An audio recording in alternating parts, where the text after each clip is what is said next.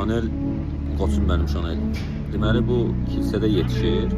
18 yaşını tamamlayandan sonra kilsədən çıxır gedir. O zaman teatr və s. belə səhnələr var imiş. Orada özünə bir yer tapır. Bir müddət orada oynayandan sonra özünə bir dənə sevgili tapır orada. O da pullu sevgili olur, necə deyərlər. Sonra başlayır onunla fırlanmağa. Chanel bir müddət onunla həyat sürdükdən sonra bu çox imkanlı olur. Həm də adam evində partilər falan belə şeylər təşkil edir. O çox cılız bir qız olduğundan dolayı görkəmsiz olur həqiqətən. Amma nə edir? Məsəl üçün o partilərə yoldaşının qardırobundan o kişi geyimlərini, yoldaşı deyirəm, sevgilisinin qardırobundan müəyyən geyimləri götürür, onları biçir, ölçür, neyinirsə dəyişdirir falan. Fərqli bir tərz yaradır özündə. Sonra həmin o partilərə çıxmağa başlayır və bu insanların diqqətini çəkir. Onunla bu öz ağlınca etdiyi şeylər, yəni moda və tərzi şeylər insanlar tərəfindən sevilir. Sonra özünə başqa bir sevgili tapır. Sevgilinin maddi imkanlarından istifadə edir, özünə mağaza açır. Və o mağazada bu tərz geyimlərini, fikirlərini başlayır sərgiləməyə. Bir ad-ün, şöhrət qazanır istər-istəməz.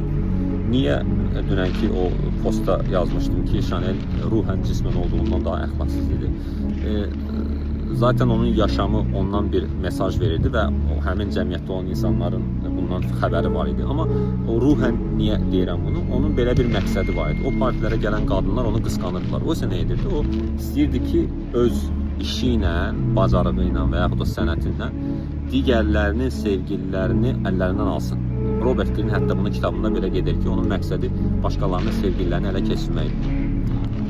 Chanel'in sərgüzəştləri ilə bağlı bəlkə də vaxtım olsa daha geniş video çəkərəm. Hələlik Chanel'ə ayıracağım futboldan vaxt bu qədərdir.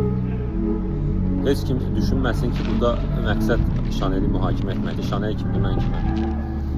Bunu Robert Greene o da mühakimə edir. Bunun deməyində məqsəd o idi ki, onun elə bir tərzi var idi ki, heç kim bunu risk eləməzdi o dövrdə. Riski qoyana heç kimin ağlına gəlməzdi ki, məsələn, kişi geyimlərini götürsün, onu qadın geyimlərini bağdaşdırsın və özünə fərqli bir tərz yaratsın. Məqsədimiz budur.